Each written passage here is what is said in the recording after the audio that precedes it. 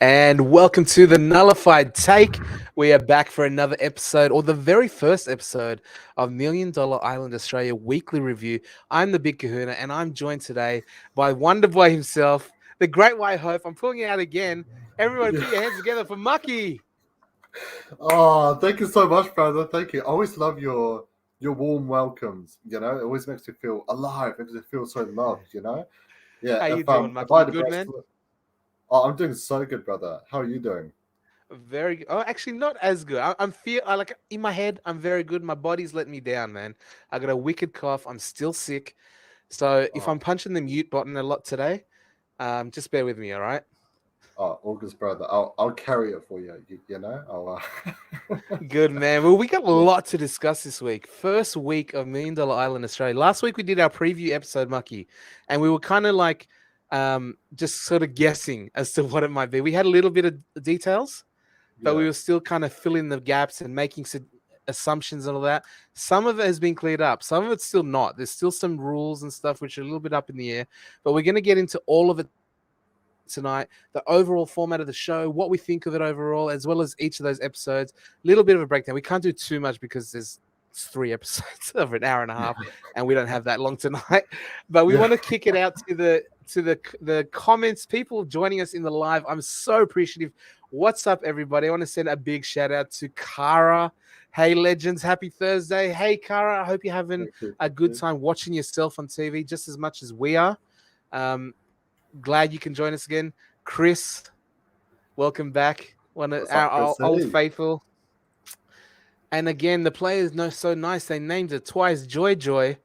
Hey boys, he says. Appreciate you, Joy Joy. Oh, you know what I just Love you, realized as Georgia. well?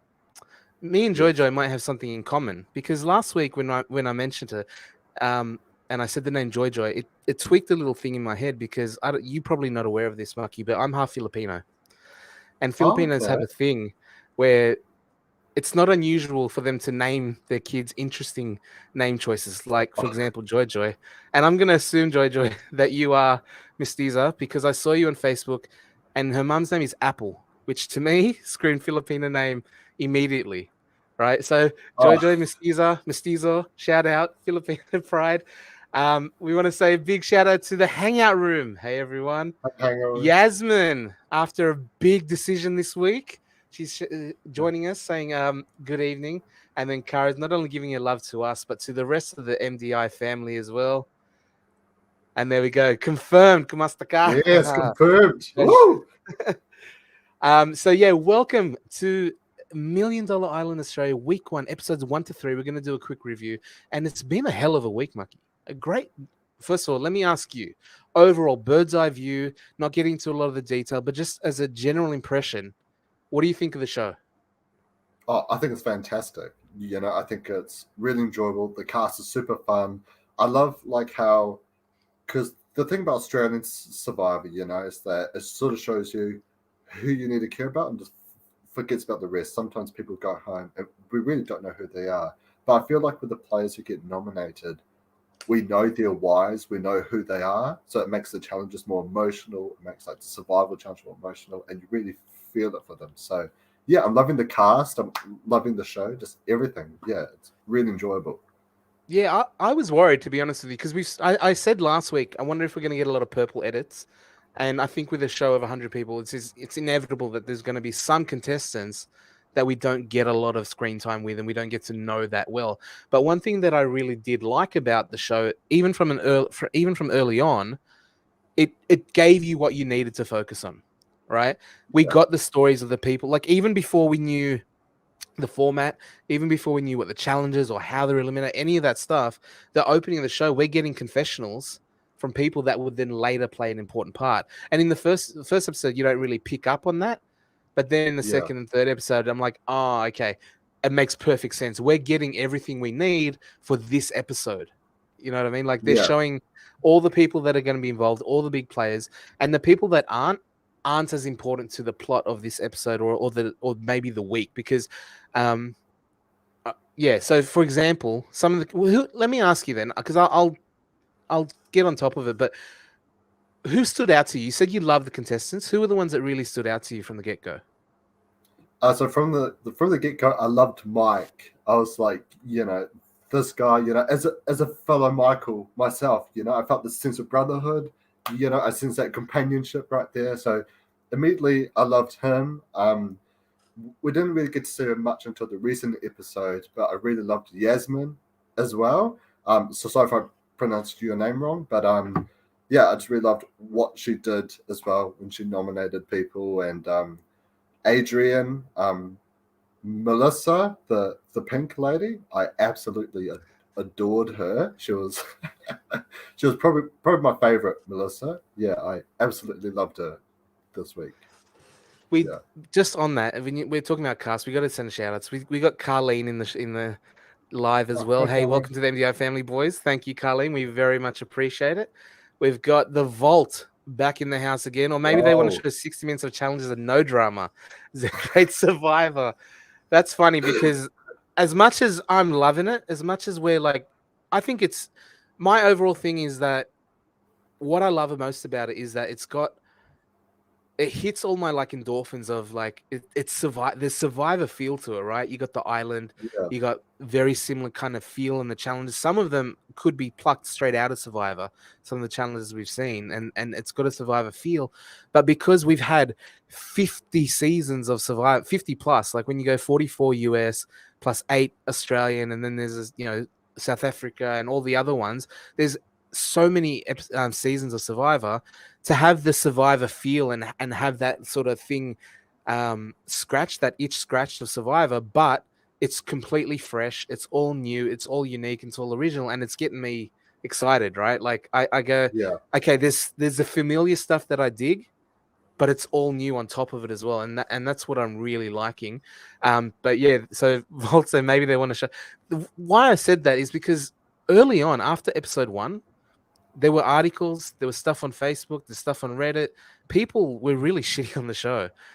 Some Yeah. people weren't liking it. I don't think it's majority, but I think you know how some media will glom onto the negative in order to run an article because that's what people who don't like it will try to look it up, and people who do like it will try to look up the positives, and you kind of cater to what people want, and a bit of an echo chamber that way. But I don't get the people that are saying.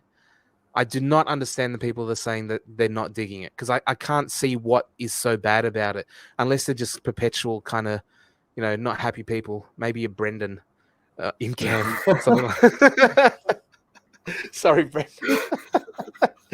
So we did have the Vault saying, what's up? 60 minutes of challenges, no drama. Jonty, yeah, the Sometimes, hey, boys. Shirts off for you. Jonty. Chris, with a compliment as a viewer to the rest of the cast, everyone listening. Chris said the cast is interesting so far. And then Yasmin said about your name pronunciation, Oh, Mucky. You said it oh, perfectly. Thank you so much. thank you. Yeah. Um, Vault saying, no, we appreciate lads, but they put too many people on. Should have done 50 people, not 100. Viewers can't connect with 100 people, and consumers in our society want and need drama. And then Chris said, Well, big agree, Kahuna. I'm an OG Survivor fan. This really hits the mark in a new way. Yeah, you got Survivor feels, but something new. And back to what Vault was saying, the Vaultinator. James here. yes. What do you think of that? Well, Too many people? No, I reckon they should add more. They should have gone the full 1,000. Why not? No.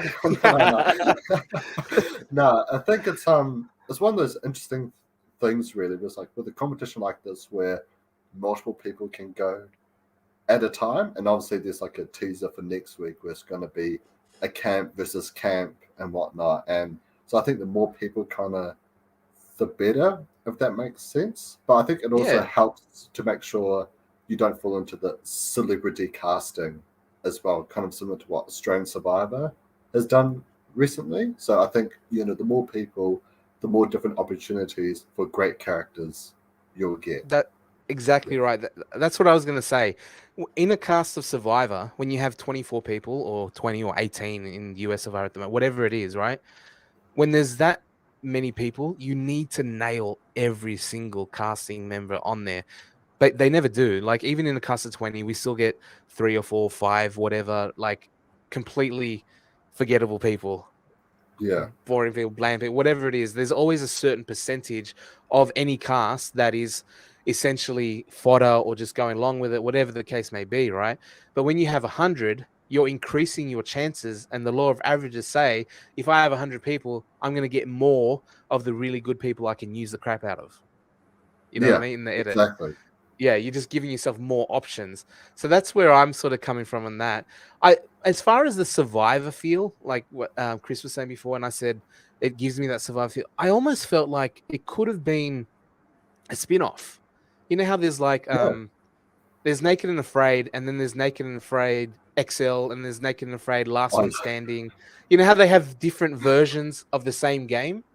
Of the same show, but the same branding. I almost imagine it could have been like Survivor 100 or Survivor like Extreme or something. You know what I mean? Like just having it souped up, on steroids kind of thing. But yeah.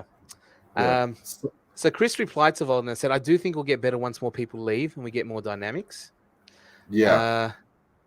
Here, Carleen from the island herself said the game rules and mechanisms were different, but the conditions were very similar to Survivor. She slept in dirt, shit in the woods, starved, miss home, all the same thing. In fact, I think Carleen, I believe it may actually be worse than Survivor, because I think in Australia they now have what do they call porta potties? I think they have porta potties. Yeah, I think because I've heard some of the survivors say that because they're like, it doesn't add to the game. It doesn't add to the strategy. It doesn't add to the product. It just means that they're shitting in the woods for no reason. They don't show it. They don't like use it on, you know what I mean? So, and that's why where Russell Hans said that Australian Survivor was soft, because they have some of those other things. They're not trying to torture the crap out of them. Yeah, well, according to Russell, those get fed sandwiches. So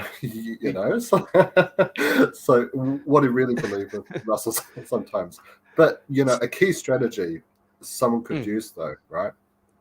If you didn't have portaloos, right, and you shot in the woods, if you had like a idle, like an advantage, you would put it like near that sort of area because the smell would be so bad. Who would want to go there to potentially steal your idol?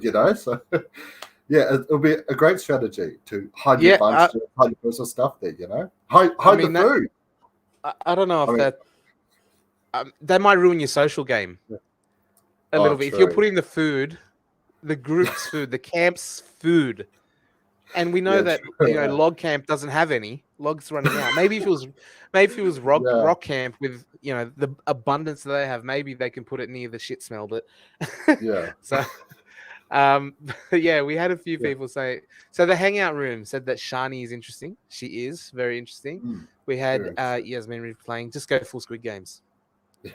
Yep. Might as well. So if you quit, you die, essentially, right? Yeah. If you lose a challenge, you fall to your death. That's the kind of... Look, it's probably coming. 1988, the Running Man movie came out, and it said that that's going to be TV in the future. We'll see. We'll see. Oh, here's a bit of a foretelling from Joy. Tune in Monday because shit is going to hit the fan in capital letters. Okay. It's a bit of a tease there. Kara commented on the 100 number, and she said 100 people is amazing. I'm a social butterfly, and it was amazing to get to know so many people from all walks of life. Yeah, I could imagine that'd be the cool thing. And there's certainly, like, as far as strategy goes, and we're seeing it play out early. I mean, I think it's strategy for some people, but flying under the radar is a big thing in Survivor, right? Managing not putting yourself out there. $1 Million Island Australia. Some people ignored that hard and fast straight away. Some people, the edit, whatever it is, we're not seeing people at all. Like, there's some people that I put together names and researching and blah blah blah. I'm like, haven't seen that person.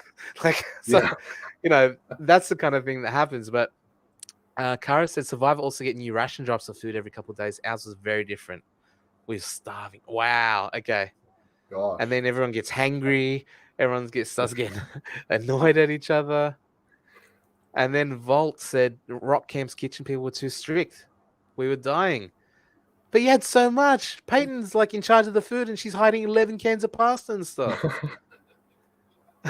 Also, bro, I'm a massive pasta fan. Like, I'd say a good chunk of my meals involve some kind of pasta. So seeing all those like cans of pasta, like, yeah, you would have had to tie me to a tree. You know, I would have just unleashed myself on all the pasta. Okay, so that's sort of overall. We talk about contestants. We talked about the format. We've got survivor fields. Do we like the 100? Do we like the numbers? What do you think of Ant Middleton? Are you familiar with Ant Middleton? Have you seen SAS Australia? I haven't seen it. No, I'd heard that he was a host of another show, but I hadn't seen anything of him before. But yeah, he's a really good Thoughts? host. I really like him. Yeah, Yeah, I'm a bit iffy on him. I'm a bit funny on him. I do like him, but he SAS Australia. Do you know what that is? no, not really.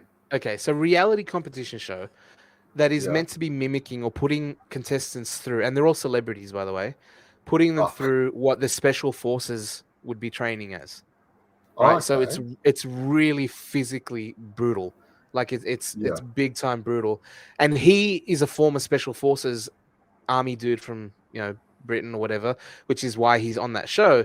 So on that show, he's a lot harder. He's screaming at them, get down in the mud, maggot, kind of like like full on army dude. And then on Yeah. here, he's trying to be all soft, and it just shocks me. It feels like a shock to the system. Um, and also, I look, I'm not ableist, I swear, but I find it funny that a man can get to hosting multiple TV shows, commanding people's respect with his voice, and he has a lisp. He talks about walk camp. I didn't Like, even recognize that. Has it really yeah, got like this? he can't say Oh my ours. god. He can't say ours. And Oh, I'm like, that's not a problem. Like, I get what he's saying, and you didn't even pick up on it. But I'm like, no. it spins me out every time he says it. It's like, it hits me. Walk camp. I'm like, Oh. and I'm speaking definitely of gonna walk go camp, back and have a look. Kara noticed Oh, that rock camp buried food, and she only noticed it by watching the show. So there you go, rock camp. wow.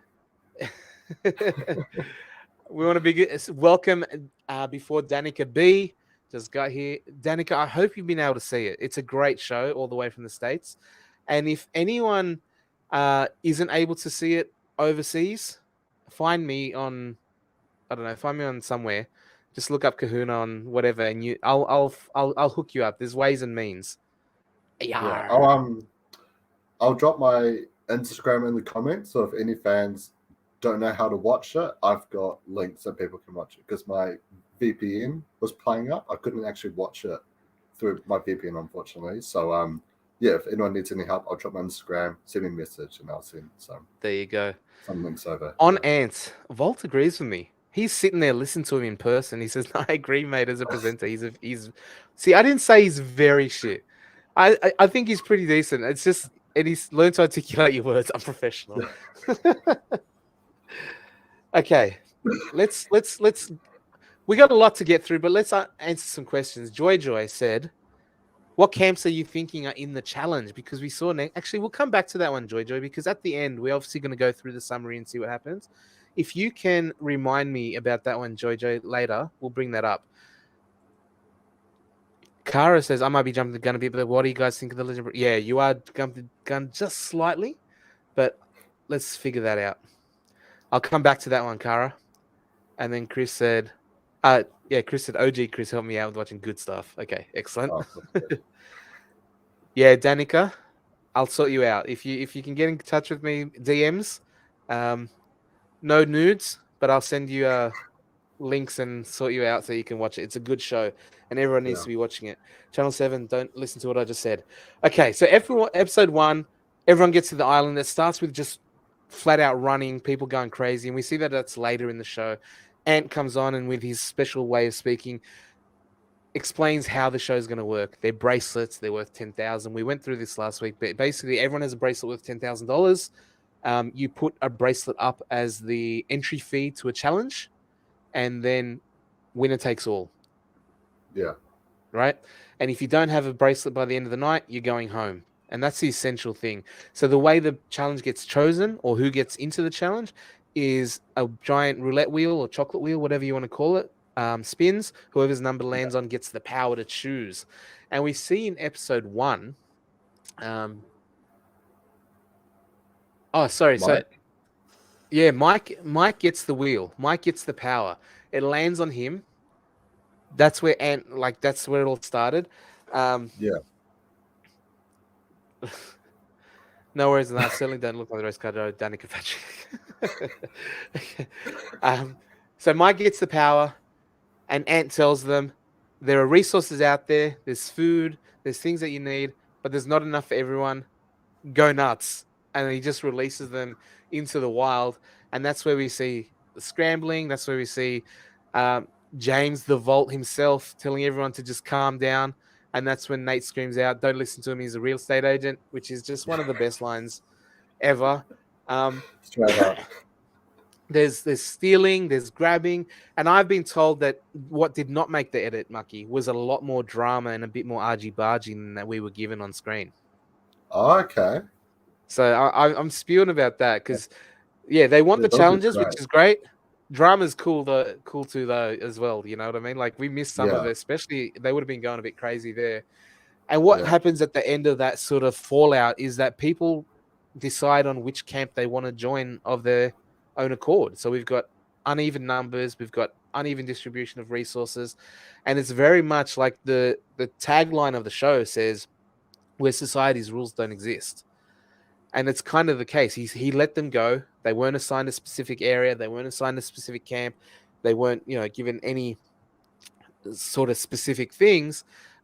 Look what Volt said about the drama. Oh, There was a lot more that oh we didn't see. gosh. Yeah, Oh, there's a Matt's lot more that feeling we about missed. that. And on the opposite end of that, Kara said, "I feel like they've left a lot of really nice sentimental parts, hilarious lines and funny moments, and general camp life." So are they left a lot of out or left it in? Shelters making food. Sorry. Yeah, they did leave a lot of that in. I hope you're saying leave it in because there was some good stuff in there and some pretty funny people, some really nice sentimental moments. Yeah, so people settle into their camps. Rock Camp has all the resources. They're rich. They're burying onions in the dirt. They're hiding cans of pasta, all that sort of thing. Log Camp has the least supplies. Yeah. Yeah, so they left out a lot. Yep.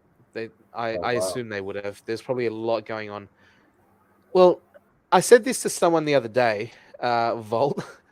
I said, when you think about it, right, especially on episode 1, first of all, there's 100 people, however many dozens of cameras they have going 24/7, like constantly filming. There's going to be a lot that the editors have to get down.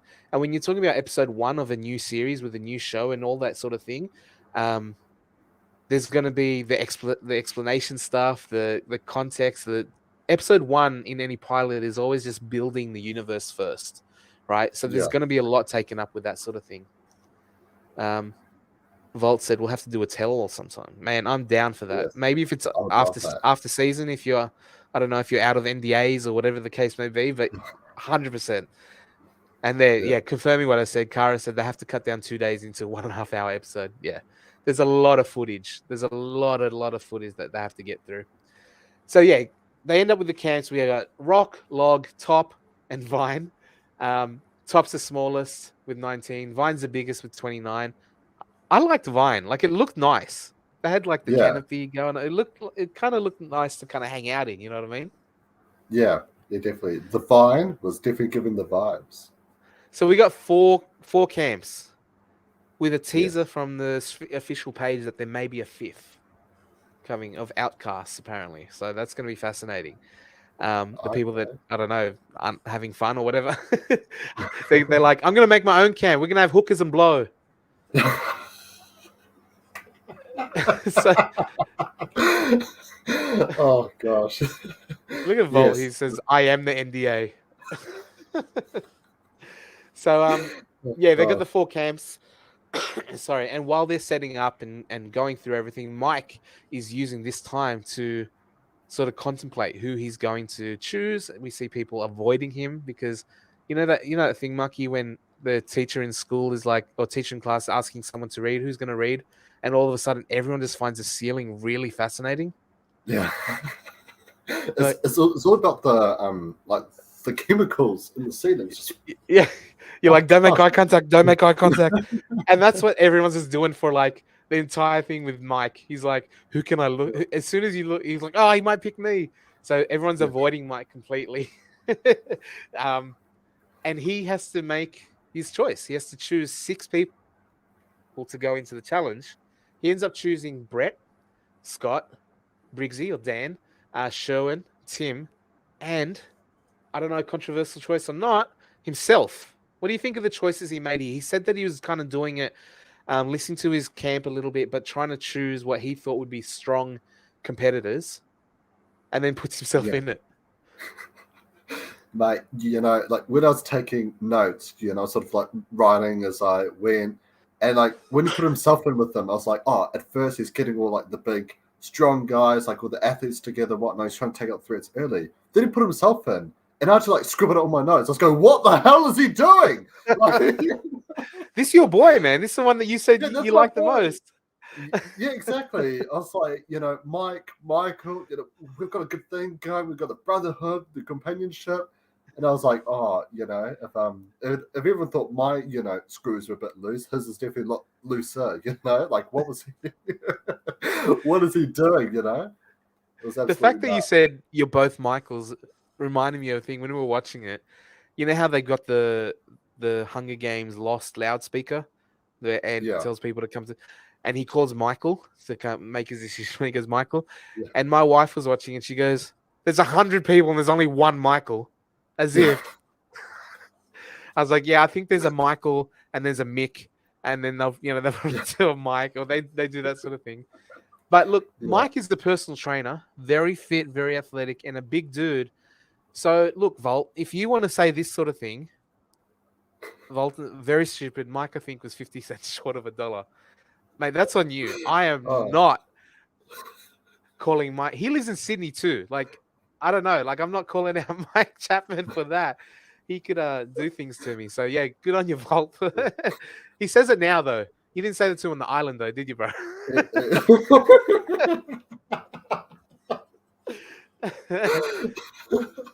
Oh, gosh. Yeah, so Mike picks... Yeah. I mean, like you said, at the start, I'm going, okay, he's doing the right thing. He's picking strong competitors that'll go in, and you hope that if only one comes back, then you've sent in 6, right? That's 5 really strong competitors that, in all likelihood, go home. Yeah. Then he puts himself in there. I don't know if he thought he's freaking king of the island or just undefeated. Like, I don't know. Like, what do you think was actually the thought process behind that? Well, maybe some kind of like, I'm going up against some of the best challenge performers, right? So if he wins that, then everyone sort of looks at him and is like, wow, not only did we perceive him as being really strong, but he's now like proven that he's like one of the strongest, so kind of down the line when people are potentially choosing him to go into a challenge, they might think, oh, do I really want to like potentially go up against him, or do I really want like some other people to go up against him? So maybe it's like a fair tactic, but it's only the first day. Yeah, I think you're being very gracious, man. Yeah. You're giving him a bit. Yeah, I don't know. Like, as far as, look, I'm not going to say that I agree with Volt on that, but the Yasmin saying is called out. And Joy, Mike would eat you for breakfast, Volty. There you go. As long as it's pancakes, he says. Eat your pancakes, man. There's freaking syrup on them, that's for sure. Yeah, like I was like, yeah, good. Pick the look. If you're gonna put yourself in, first of all, would you put yourself in first challenge? No. I personally wouldn't. But if I was to, I definitely wouldn't put it up against like Australian babes, with all like the 8 packs and the 10 packs, Definitely not up against them. There's a lot of them out. Like, as far as when Survivor first started, right? They went Borneo, then they went Outback, then they went Africa. And I remember at the time going, man, there's so different locations. I wonder if they're going to do something really tough like Survivor Alaska or Antarctica or some like crazy crap. Yeah. And then they settled into the island beach thing. And I was like, I get it. They're making a TV show. And this is no different. There's a lot of people in bikinis and a lot of dudes with their shirts off. And there's eye candy for everyone on the show. Like, there's a lot going on in that show. So... Yeah, absolutely right, mate. Yeah. And he picked all of them. He picked Yeah, all the. He was like, yeah, sure. No, if I was I wouldn't throw myself in first challenge because you have no idea what's going on. Like no one even knew. I don't absolutely. even know. Like I would like to hear it from the cast, but I'm assuming based on some of the confessionals and some of the things we saw, some of the things were said. I don't know how much they knew about what was actually going on. Yeah, Like how, like yeah, I exactly. felt like they were a bit in the dark, right? Because we had Peyton talking about how like, oh, I had no idea this is what I was in for. Like, this is so outside of my thing. Like, I just felt like no one knew anything. Like, they're just islands, Yeah, whatever. And I'm not sure how. And that's why we saw it play out in like the strategy as well. Like, there wasn't. We said last week, right, on a brand new show, there's no history, there's no track record, there's nothing to sort of learn from or see how it works. So they're kind of yeah, figuring out the meta and figuring out the strategy as they go along. But I feel like Mike figured out very, very, very early the absolute wrong thing to do yeah. No, you're absolutely right. Yeah, it's like you've got a good by putting decision, himself in that okay challenge. You know decision, what I a mean? bad decision, and then he just chose all the bad decisions, like straight off the bat. And like even the fact that he didn't even ask for a bracelet either. It's like, nah, I'm just gonna enjoy the sunset, just sit on the beach, and if it happens, it Yeah, happens. Like I was going, oh my boy, what are you doing? Like, yeah. uh, He said, there you go. Kara confirmed. Mike showed us what not to do, setting the standard from the get go. Ah, we saw how that didn't work out for him. We'll do the opposite going forward. But if I did throw myself in, maybe not the first challenge, but especially because that involved jumping off of a thing and grabbing stuff, like that's not me.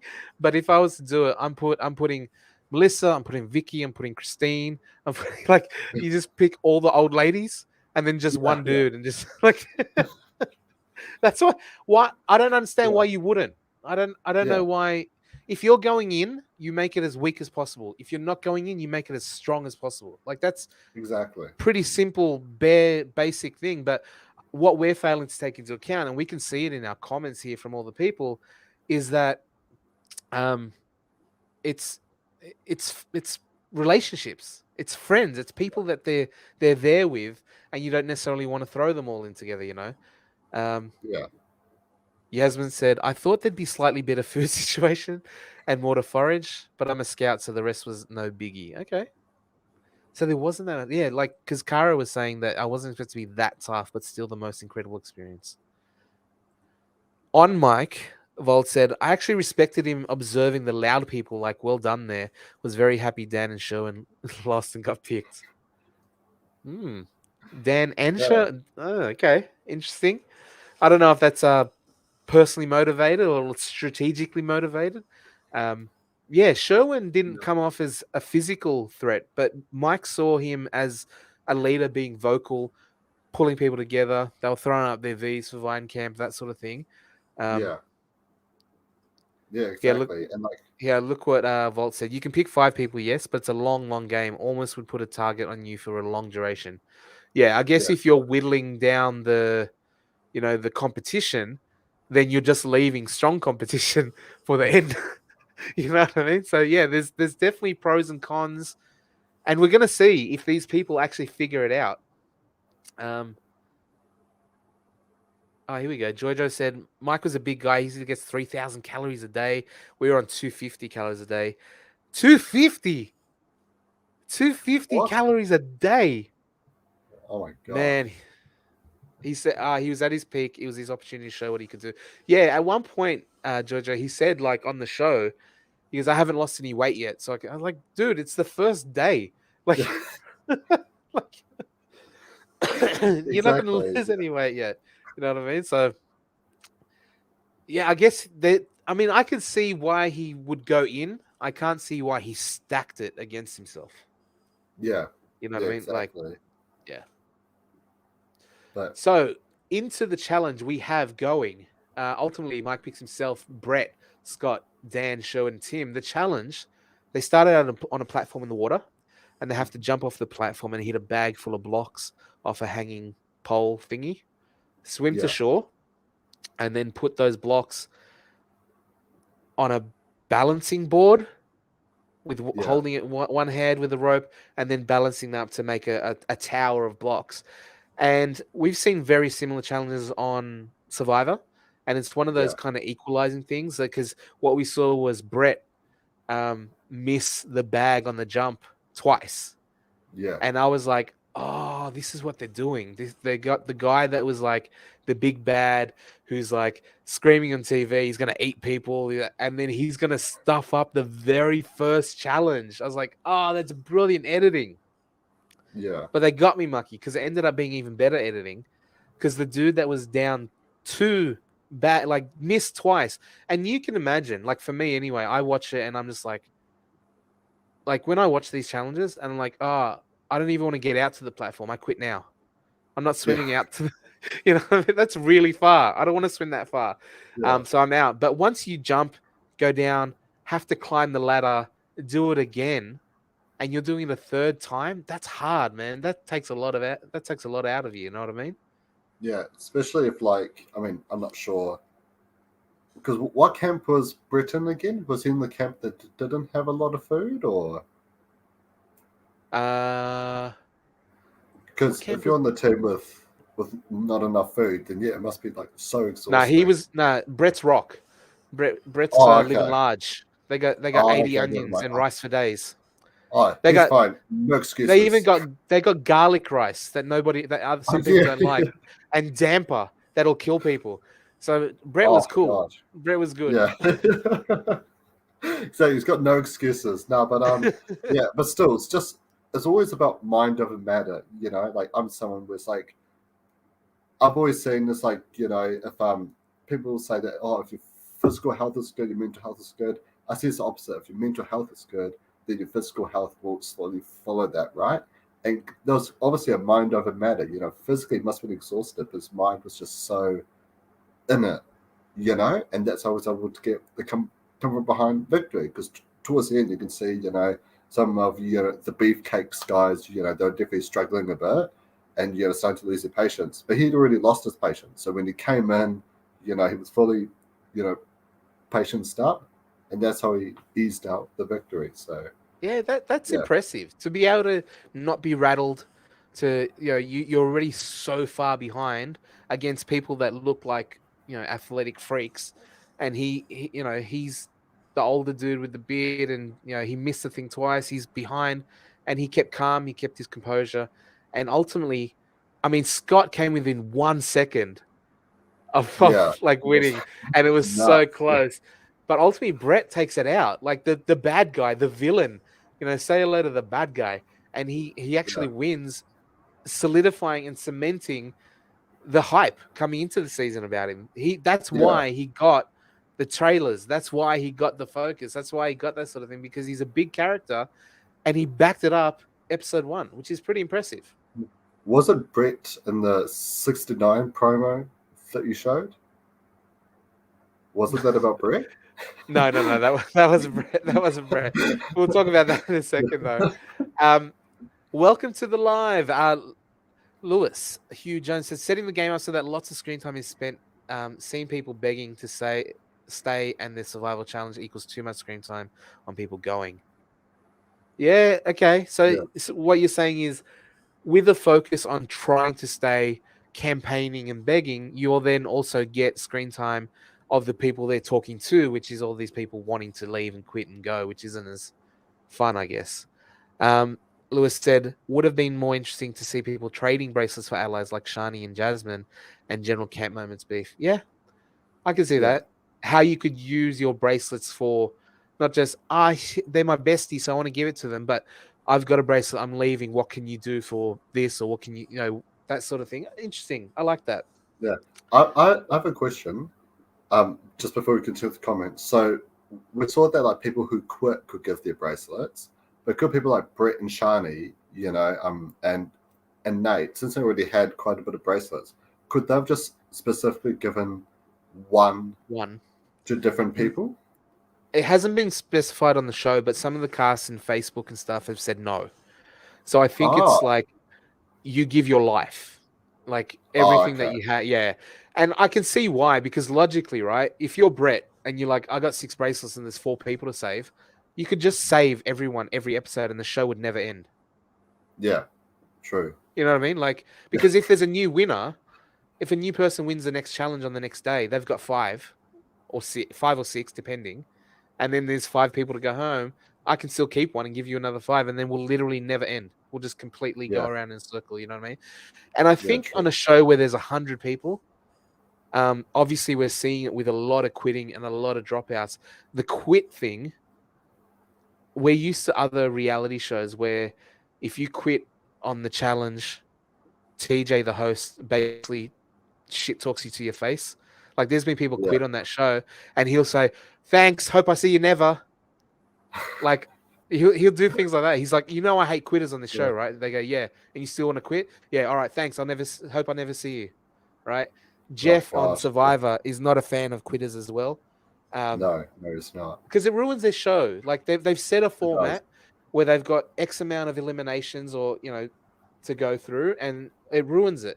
But on a show where you've got 100, I think it's baked into the formula. They expect. I don't know if they encourage, but they know that there's going to be a lot of dropouts. That's why there's no Yeah, food. That's why there's no toilets. That's why the living conditions are so hard, because they have to ensure that people are dropping out of their own accord and not just via the eliminations, because that's how you have to get through the numbers. You know what I mean? yeah, absolutely. I do kind of find it quite funny some of the host's speeches. How it's like, now, if anyone's thinking of quitting, now's the time to do so because we've still got a long way to go and it's really hard. But remember why you're here. Yeah, Oh, because they it's have great. to, and it's part of like Yeah, the gifting bracelets is a very unique sort of game function as well, like who you're going to give it to, all that sort of thing, who you've got the relationships with. So they want to see people quit because not only does it sort of thin the field, maybe it takes out some of the people that weren't going to compete that hard anyway, but also gets that element of who are they going to save, who do you give it to, all that sort of thing. So that's kind of an interesting twist as well, which adds to it. Giorgio corrected me. Brett's top camp. Thank you for that. I apologize. I'm going to fix up my little spreadsheet. it's because he's the top dog now. You know, that's why he's in top camp. Yeah, because there's also this. I once saw Brett eat a live grasshopper. He would eat anything. Like he said, he's going to eat people. So, yeah. Yeah. Oh, yeah, and we have the cast all agreeing with you, Kahuna. Yeah, we said that you give all or Yeah, all or none. Yeah, there we go. And Vault said we wish you could just hand them out individually. We definitely wish. But then, like literally, the show would go forever, right? And you don't want to be on that island for forever. So they're never going to cast down. Yeah, that's right. Yeah. Look, I got it up here. I got a little bit. I see things. You know what I mean? So we see Brett take out the win. We see the rest of them start to do the scramble, which is going to be a staple of it. You know how like every episode, there's always a formula to most reality shows, right? There's a little bit of stuff at the start to kind of set the thing. Then there's a challenge. Then there's the after challenge stuff, whether you're going into tribal, whether you're going into voting, whether you're going into eliminations, whatever, you have to kind of figure out where you're going to stay, who gets nominated, blah, blah, blah. And then you have the elimination, whether that takes the form of another challenge, whether that takes the form of a tribal council vote out, whatever it is, there's always usually a set format. One of the things that's built into this format is this campaigning, begging, looking for bracelets after you no longer have one. What do you think of that element of like having to go around and really, you can either make a choice and be Mike and go, nah, or nah, she'll be all right. yeah. No, it's Or I think it's really interesting. Yeah, it's like it's quite it's hard to though, watch though because sometimes. it really is, especially with like Melissa. You know, once again, shout out to the Queen, Melissa. But just seeing her go around, I love the strategy on being like, if anyone wants to give up their bracelet, I'd be really appreciative of it because I basically did all the work for the other guy, so it would mean that. So yeah, it would mean a lot. Yeah, but it's quite hard to watch people begging because it means that someone else has to give up. Because the whole time I was watching, I was thinking, why aren't they going to like Brett and Shani? But then obviously now knowing that said they give all, give none, it's like you're asking someone to quit for you. Yeah, it's quite It was. quite I hard mean, to watch. day one as well, like day two, whatever. Yeah, Like the first thing, that's hard. Like who? There's yeah, not that many people, except for one. My man yeah. Donald, episode one, first night. He's like, you know what? He's like, one night with these people. One night with these people was enough. I'm out. Like he was the one talking early on. Oh, He's like, they're like, there's spiders and vipers. He's like, yeah, there's monkeys. Like he didn't care about that. He was like, I've had enough. yeah, I've had enough of these people though. So Volt actually asked us, Monkey, is there anyone you guys dislike from the 10 people you've seen? yeah. The vault. No, no, no. Jokes, jokes. Not really. You know, normally like it takes a while for me to sort of develop like sort of like dislike for someone, if that makes sense. But you know, Yeah. then again, I'm someone who loves everyone. Like you know, I love Rogue. Yeah. Yeah, Oh man.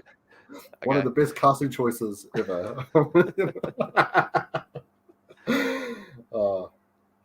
For me, I don't know if dislike is and there's a bit of recency bias. I know it's in the edit. I don't know what it's like in the camp and stuff.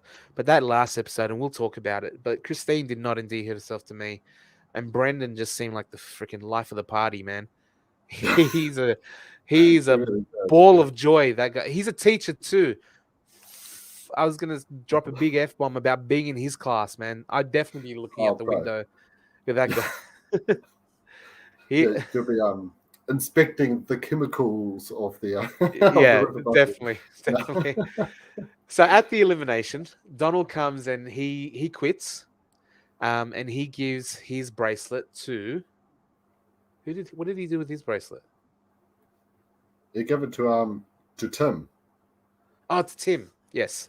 Yeah, So he saves Tim. Tim gets saved, and we unfortunately lose Scott, Mike. Good choice, Mike. That worked out well for you.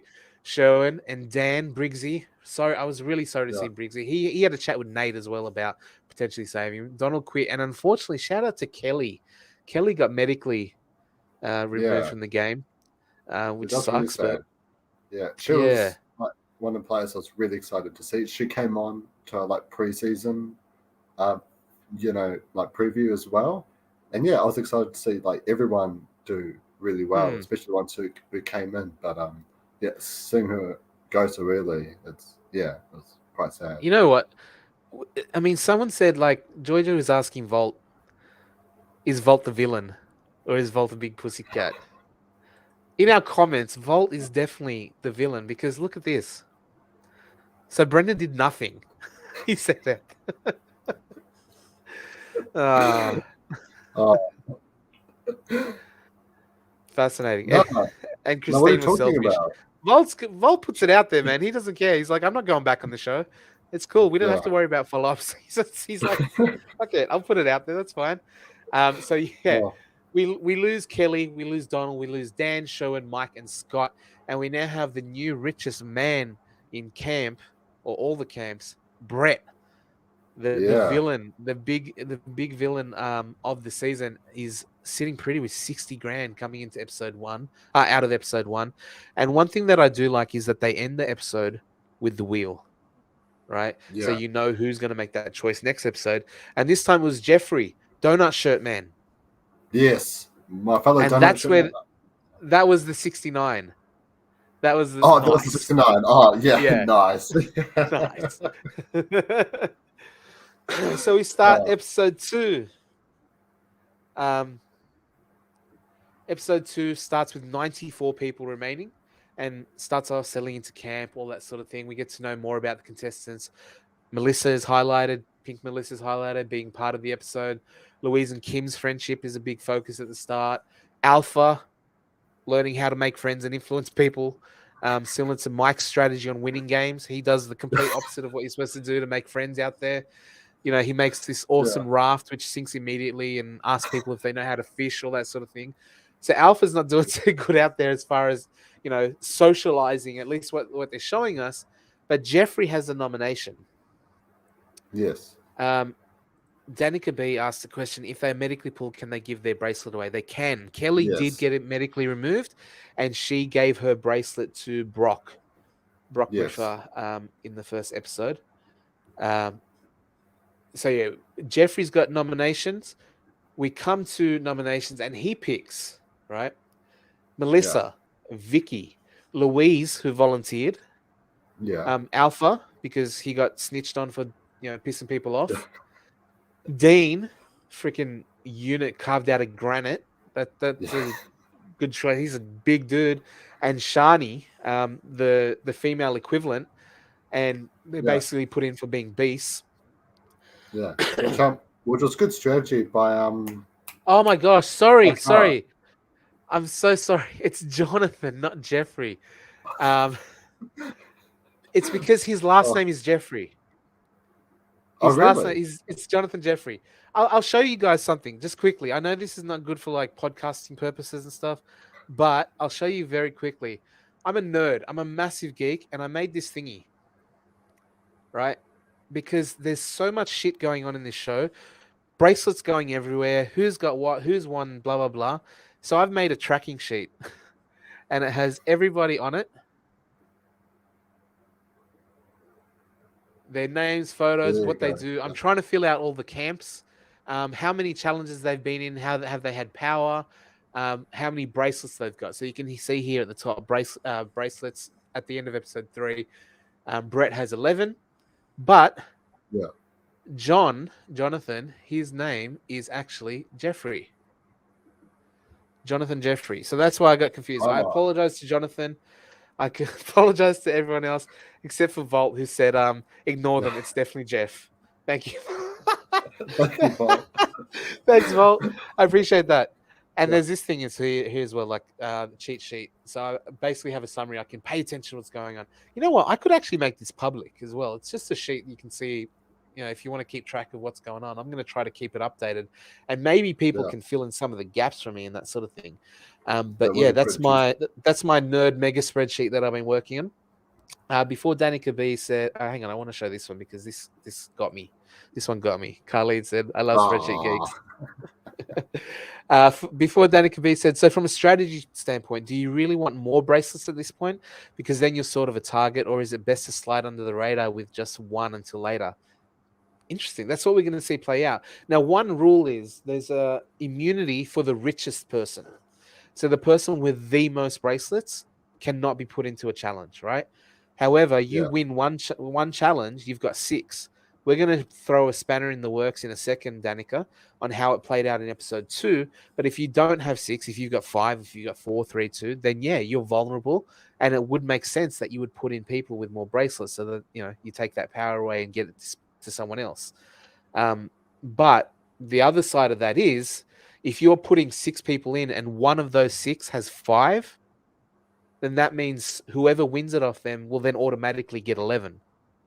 Or if that Yeah. person with 5 wins, then they get 10. Or 10, Yeah. not 11, 10. They would have 10. So you're kind of, it's risk to reward. You're putting more money in the pot or more bracelets in the pot. But that just means more power that someone can win. So it's a fascinating sort of strategy point of view. You know what I mean? Mm. I Yeah. also laughed It's really hard. I forgot to mention this early, but when they did the like put your bracelets in the bowl, yeah. I put a comment on Facebook, bracelets in the bowl, keys in the other bowl. It just gave me that vibe. You know what I mean? Like, Yeah. yeah, Jojo Oh, confirmed. The more bracelets you have equals target. Mm. We're yeah. going to see that play out over the next couple of weeks, I'm sure. So Jeffrey chooses Melissa, Vicky, Louise, Alpha, Dean, and Shani for the challenge. And this was an interesting challenge. What did you think of this second one? Because this one was 2 parts. Brains, because it asked them to name people from the camp randomly. When there's 100 people, it's freaking hard a couple days in. But Yeah. I found that so funny because, like, one of the things, I think Louise, everyone said Tim, and Louise had one like the name Yeah. differently, and Mick. like Yeah. yeah, like it's a hard thing. Like I don't know all these people; they're in a different freaking camp. They're on log, I'm on rock. Like Yeah. but it's fascinating. Then, based on the fact if you get it right, you then get a shot with your slingshot to take out a target of another competitor. You've got 3 to go. Once your 3 targets are gone, you're out. The last person standing wins the challenge. What did you think of this one? I really loved it. It reminded me heavily of one of my all-time favorite Survivor challenges, which is called Touchy Subjects, which is where you have to answer questions about. So basically, you get given a series of questions about your tribe mates. You answer them, but then a bit sort of later on, you have to guess what you think the whole tribe had answered to that question. And sometimes it can be just like in general, and sometimes it can be like quite personal and quite like who's at the bottom of this tribe, like for example, right? But then you have to choose who you sort of chop off. So then there's that sort of social strategy element to it as well, which is do you protect your alliance members, or like do you want to show the picking order? Do you not want to show the picking order? So yeah, So, it's what do you always think quite of the a way it fun. played out as far as their choices of who to actually go for? I mean, it worked out great for Shani and and for Dean, really. Yeah, Yeah, that but was I think freaking like that was ridiculous.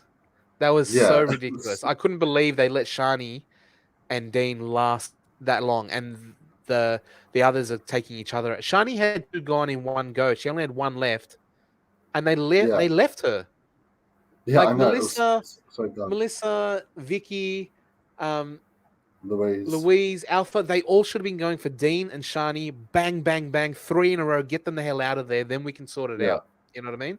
That's what I would have yeah, done. exactly. That's the strategy there. But they let Dean go. They let Shani go. And what do you know? The two beasts, physical Yeah. beasts chosen to be in it, are the last two standing. And ultimately, Shani takes the win. She gets 6 bracelets. And then we actually get what is, here we go. Vault said, that's true, but Melissa was very annoying, so it makes sense to send her off first. Ah.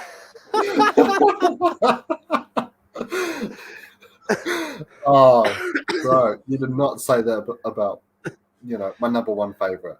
You did not say that. That's your picks, though, Monkey. That's how you pick all the time. Yeah, So yeah. Shani wins and sends the other five to what we're seeing for the first time is called a survival challenge. Bit of a twist. Made me go, where was this last night? How come Briggsy and Yeah. Sherwin didn't get a chance for any survival challenges? And Mike. And Mike, I mean, he didn't deserve Yeah. that, to be honest with you. But I have seen a Yeah. stat. I don't have it with me, but I did see a stat that basically said it gave stats for the season, and it said they competed in 25 challenges, including 15 in the arena and 10 survival. Right. So there's Oh, not going to, okay. yeah. So there's not going to be a survival challenge every single normal arena challenge. So Yeah. that's interesting how that's going to play out anyway. But yeah, five of them go to survival challenge, and funny that it's called survival because it's very much what we see in Survivor, but a Yeah. little bit So, more. yeah. A little bit more. I Yeah. actually Yeah. saw someone. Just a tad. Look at this, Joy showing off here. Fun fact: I knew every name that came up when you meet someone. Say their name out loud 3 times. An old philo trick, but it works. Yeah, but you probably say it Ah. funny. Bro. Why do you have to go there, man? Nah, but that's a good trick though. I've done it. I've done it before. Yeah, Yeah. just say people's names 3 times. There you go. You're Handy instantly good hit at from it. Joy. She remembered everyone's name. So if you want to remember everyone's name next time you're on Million Dollar Island, there's the way to do it.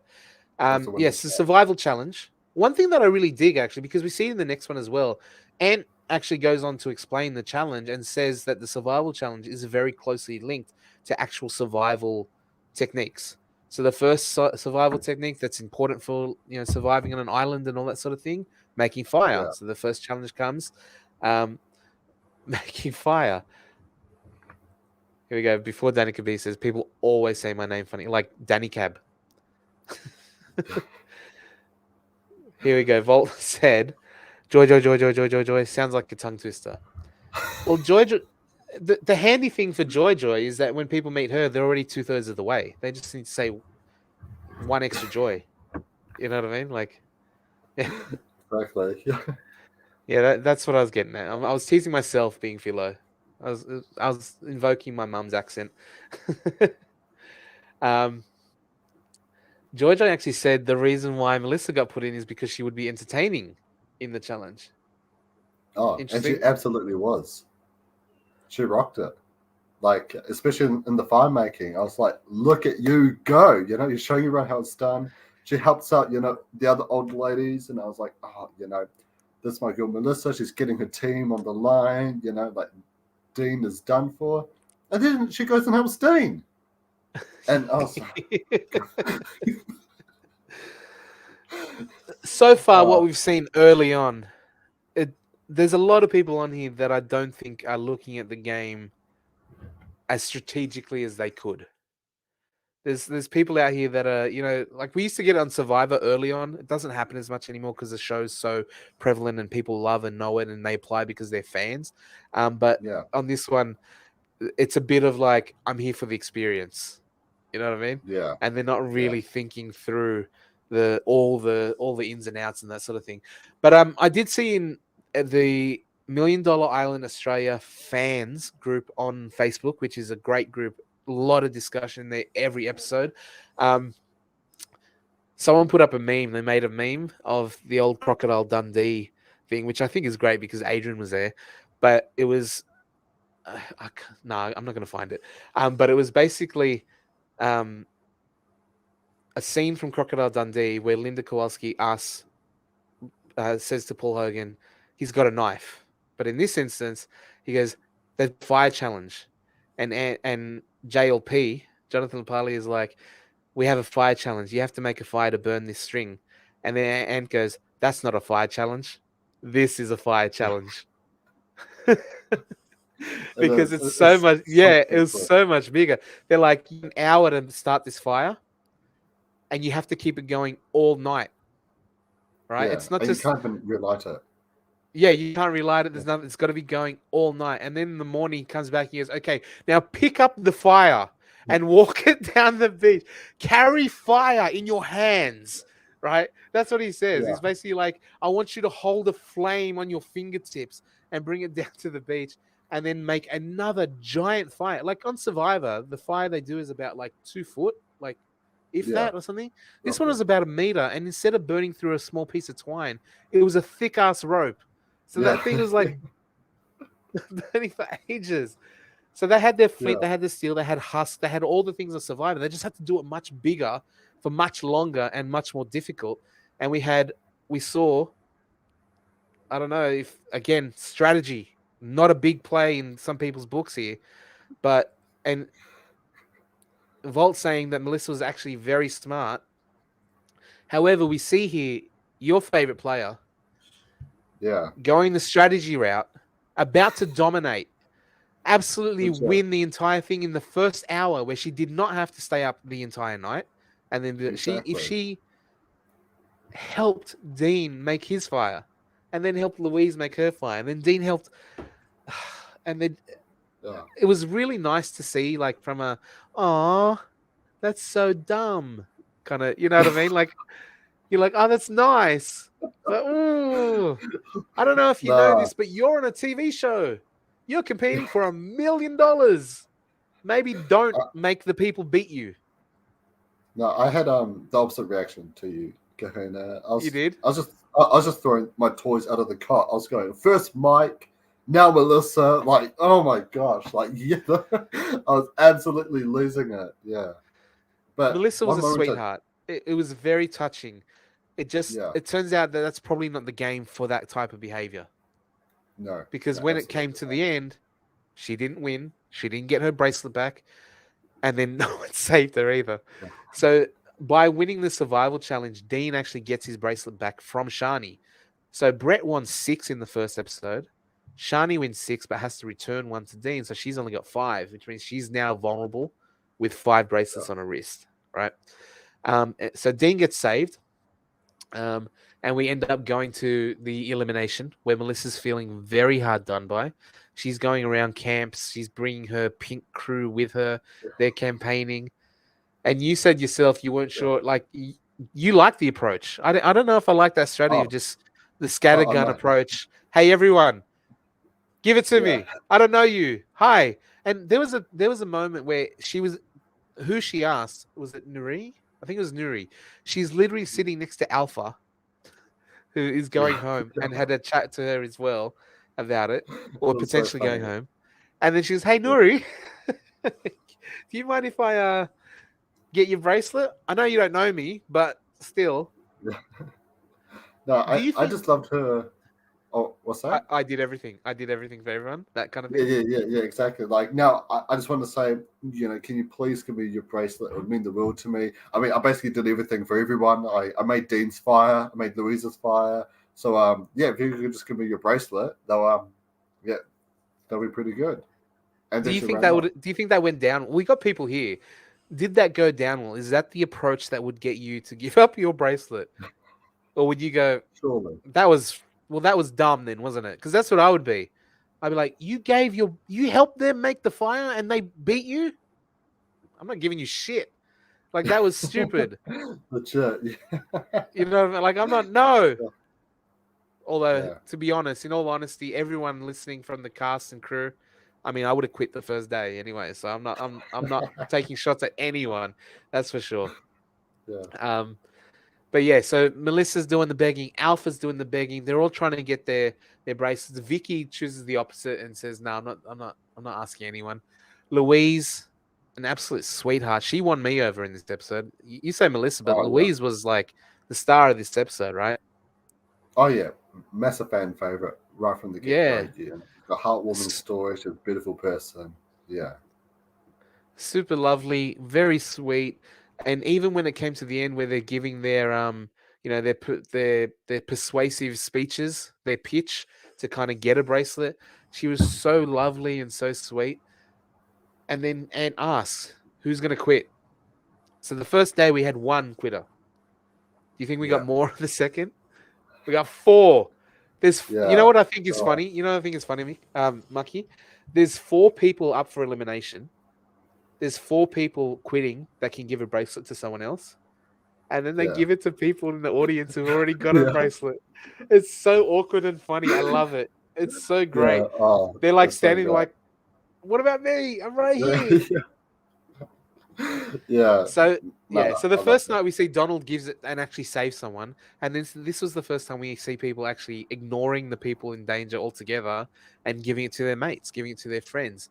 So Yeah. what we ended up with was Alpha was saved by Fiona, and she Hmm. said, he reminds me of being a mother and all that sort of thing. Louise is saved by Kim, her snoring buddy, and then Melissa and Vicky go home. So the Pink Ladies Yeah. didn't really work out. No, they really So what we didn't. have so far, Maki, we're 2 episodes deep, right? Yes. And both episodes we have completely insane strategy that meant that person went home. Yeah. Mike choosing the worst possible lineup and then putting himself in it to then get eliminated.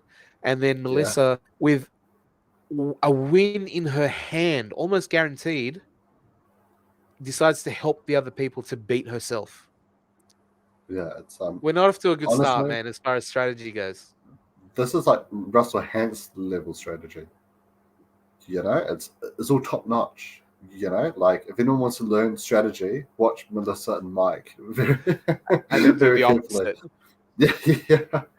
So speaking of strategy, she's going around asking for bracelets, and Jojo confirms here Logcam didn't even know she helped others in the challenge. When she came around and said that, we thought she was joking.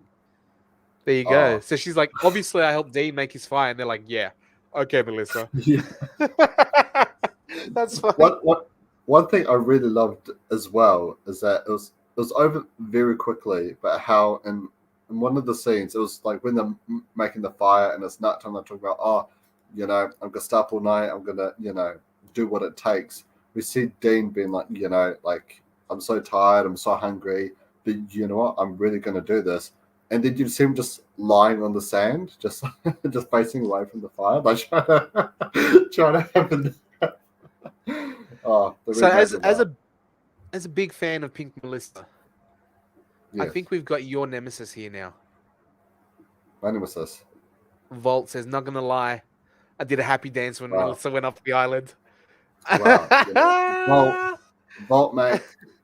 I don't know where you live. All I know is that you're a real estate agent. I'm going to find all the houses you list, and I'm just going to like infect it with like cockroaches, mozzies, everything. So every time you show a nice family or a nice person, their house, their future dream house, and you're selling it to them like, oh, this is the house of your dreams. You're gonna open it, and 10 cockroaches gonna come flying out. I'm gonna. You do not want to make a nemesis in me, bro. Yes, I may be in a different country, but just you wait, brother. Just you wait. Nah, yeah. You're muted, Kahuna. Giorgio said this show's about making connections. You're not going to give it to someone that gave you donuts. Yeah. I mean, Yeah. actual donuts, I'd give them anything. But yeah, giving them nothing, donuts, yeah, I agree with Yeah. that. And AJ didn't understand that. Yeah, AJ's approach was interesting as well. Do you like the approach of, hey, everyone, if you give me a bracelet, I'm going to be awesome and come and save your camp for you? Yeah. Like, you'll be lucky to have me join. I'll join you. I'll take you to the next level. And then he just turns to Shannon and goes, you got a problem with me or something? Yeah. So That's so he's funny. trying to I think make friends and influence people and then picks a fight instead. yeah. Oh gosh. I mean, I did like what he was saying, but he needed something to back it up, right? It reminds me similar to Jerry from Heroes vs Villains when he got swapped to the Yeah. villains tribe. The villains had Yep. seen the shelter that he made, so it's kind of like, oh, this guy, he's actually like a real asset, right? Obviously, there were other dynamics that happened and why he wasn't, targeted then, but that obviously would have played a big factor. So maybe if AJ had shown, be like, hey, look, this is the fire we have, this, potentially the shelter we have, then at least that camp would have been like, okay, this guy is like a genuine asset. Then maybe things could have turned out differently. But yeah, Yeah. it was. I mean, he could have, I think he should have articulated what he can do more. Like Sharon was saying, we've got guys who can do all that stuff, right? So Yeah, what are you actually bringing that's different? And he took offense to that and yeah, accused, but yeah, that didn't go down well. Yasmin said, oh, I'd have given a lot for an actual donut. Yeah, for sure. So we end with the show. We end the episode 2 with, as I said, Melissa and Vicky going home. The big wheel spins around, and we actually get Miss Donut herself, Yasmin. It lands on her, yes, and she has the yes. choice coming into episode 3. So, Mark, can we start episode 3? Big week. Oh my gosh, this is long. We're gonna do this every week. You know that, right? Are you okay with Yeah, that? I'm excited about that. I'm so happy. Yeah, this has Um, consumed my life now. Yeah, So episode 3 comes around and food's becoming a real issue already. Log Camp is struggling. They don't have much. Rock Camp is sitting pretty. They got the hall there. Peyton is just commanding that kitchen. By the way, Peyton, she was in the chat last week, but you know how I said earlier, like one thing that the show's doing well as far as the edit is giving us the people that are important to the episode. We're getting the yeah, confessionals, we're getting a lot of interaction, we're getting a lot of screen time for people that are then going to be in the challenge and survival and then eliminated. Peyton's getting a lot of confessionals for someone that hasn't been involved in anything so far, and I find that interesting. yeah. It's almost like she's getting a tiny bit of a winner's edit, but I don't know if she's Mm, gonna. I can't see her winning, but yeah, like she's getting more confessionals than like even one yeah, of the ones that stood out for me. She goes, "This is turning into Hunger Games 2.0," and I'm like, "There's 4 Hunger Games already." Like yeah. Yeah, exactly. Yeah. No, I've been loving the Peyton content we've been giving. Like, I thought that maybe should be sort of potentially a, like maybe set up as the sort of leader of her camp, maybe quite similar to yeah, how Kara got edited. We saw a lot from her yeah, we very did, early but on with the then we strategy. fit. But Yeah, I at the start, episode 1, I was like, Carla's getting like this is a winner's edit as well. She's getting a lot of screen yeah, time. But then I saw episode 3, she was actually in the challenge, and that makes a lot of sense. But she did get a lot of yeah, shine early, more than more than a thing. But I guess she played an important part already in the show. Maybe that's why it was a lead up. yeah. Yeah. So Volt said AJ had 50 occupations, including Crocodile Dundee impersonator, my favorite one. Um, yeah, so Rock's got all the whole. We see that as far as food goes, Christine, she takes up the mantle from Alpha on the last episode as far as making friends and winning people over. And she says, I don't like garlic in my rice. My camp doesn't care about me. Nuts. Like, It's nuts. this is from Peyton as well, by the way. So Peyton, Yeah. and by the way, confirmed. Jojo says Peyton equals the funniest person on the island. There you go. Ooh, love that. So yeah, Christine's like, I don't like garlic. Okay. And she's celiac, we find out later, and she says damper will kill her. So she's pissing people off because she's not acting very graciously to her fellow campmates, if you will, feeling a little bit Yeah. left out and showing it as well. What do you think of that? How would you approach that if you had garlic in your rice and you don't like garlic, Mucky, which is an absolute crime? Rice should It always have is. garlic. Like Yeah. I mentioned, Joy, shout out Joy. Filipino breakfast staple dish is actually garlic fried rice. It's just fried rice fried with garlic, and that's essentially like a dish, right? Oh my gosh. Garlic and rice I is should move to the Filipino. Philippines. Gosh. Yeah, I love garlic so much. A common complaint I got it from my ex-partner was, Michael, you put too much garlic in. You need to stop putting too much garlic in. Yeah, I'll put in like a dessert spoonful. You don't need that kind of negativity in your life, Mucky. Yeah, exactly. I don't. That's why she's not here. But no, it's always really tricky, because I'm someone with like for example, for the longest time, I used to have braces, right? But then when I had them taken out, I couldn't really chew certain foods because normally, like with stuff like spinach and spaghetti, it'll just wrap around the wire. It's like, oh, I'll just deal with it later, like a bit of chewing gum. But since I didn't have the braces anymore, like my throat would feel much tighter, my mouth would feel more full, and whatnot, and I'd struggle to chew. So I used to take like a long time, like eating certain foods, or I'll try and not have those specific type of foods. And so it's always like a really tricky thing, but sometimes it is just about being honest, but making sure they're still like integrated, right? So sometimes we'd go out to specific restaurants and I'd be like, hey, I'm gonna like have this. If you guys want, like this big sort of dish, I probably can't have that just because my chewing. Like, I'm really sorry about that. And everyone was fine with it. I mean, then again, it was with, like my best mates and not total strangers. So who really knows? But yeah, I feel like honesty is just the best way. Just be like, hey, sorry, I don't really like it. Can we maybe try something else? Oh, I think you're muted again, bro. Professional outfit here, folks. So I think when it comes to damper and you're celiac and you would literally die, yeah, sure, I get that. Don't eat that. But if it's something I don't like garlic, just freaking eat it. Like shut up and eat just it. tough You it know up. what I mean? Yeah. We got Brett eating live grasshoppers out there, man. Like just eat the garlic and rice and shut up. Don't piss off your camp. Speaking of garlic rice, Georgia said she had it yesterday. Nice. Oh, love that. Definitely no vampires at Georgia's place. Yeah, so Christine's not making friends. But one thing we see at this early part as well is that strategy in the third episode is already starting to form. When people are approaching Yasmin of who to actually vote out, you see actually people come to her and go, Christine's pissing us the hell off, man. We need to get her out of here. And Brendan, super annoying as well. Can you please vote for him? So, yeah, they're like snitching on people. They're trying to put people in. They're negotiating who to go in and where and trying to actually dictate what the thing is. Ultimately, Yasmin, so went last episode, Yasmin has a choice to make. She chooses for the challenge Adrian, Carla, and she says that they're the two kind of survival alphas that were butting heads about who can make fire the best, and that played out in the rest of the episode as well. But Adrian and Carla, Christine because of her damper of death, Brendan for being the life of the party, throws in Luke, the property developer, and Nate because he volunteered. Good old Nate, Briggsy's savior in episode 1. And Luke, by the way, Luke is one of those guys I was like, I don't know who that guy is. I didn't see him in the first 2 episodes at all.